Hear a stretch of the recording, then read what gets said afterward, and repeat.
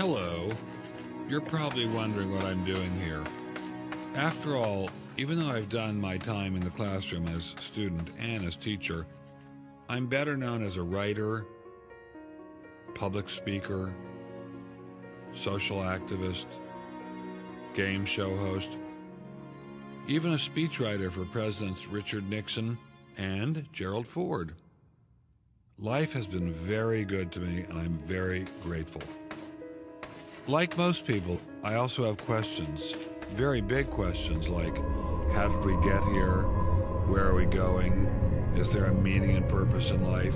Or are we, the universe and everything in it, merely the result of pure dumb fate and chance? For most of my life, I believe the answers to these questions were fairly straightforward.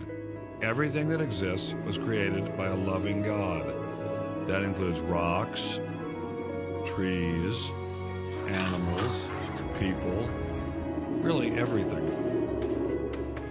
All along, I've been well aware that other people, very smart people, believe otherwise.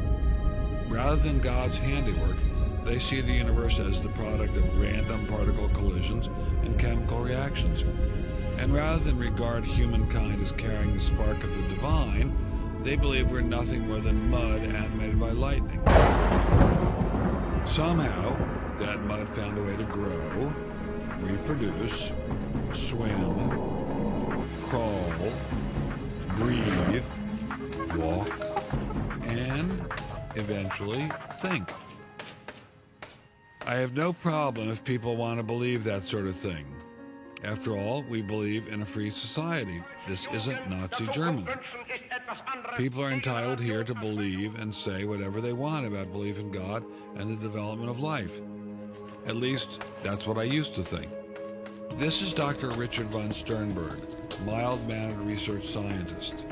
Until 2005, he also edited a small scientific journal affiliated with the Smithsonian Institution in Washington until he published an article by this man.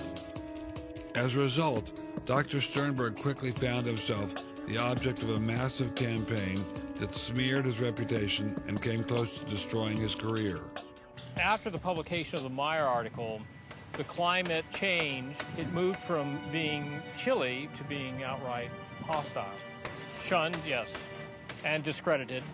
What I'm asking for is the freedom to follow the evidence wherever it leads. What was so damning about this article? Nothing, as far as I could tell. It merely suggested that perhaps we aren't mud animated by lightning after all. Dr. Meyer argued that there are signs of intelligent design in nature. The digital code in our DNA could not have come about by accident. Instead of a cosmic mistake, he says the evidence seems to indicate that we are the product of a higher intelligence. Publishing Dr. Meyer's paper would not have been an issue if we were living in the time of Galileo or Einstein. But unfortunately for Dr. Sternberg, we live in a very different era. This is the era of Darwin, and in such an era, those who challenge the status quo seldom go unpunished. As I investigated this situation, I discovered Dr. Sternberg is far from alone. Many other scientists face similar persecution. They're losing their jobs, they can't get tenure, they're denied publication in scientific journals, and they're openly ridiculed and ostracized by their peers, all for questioning Darwin.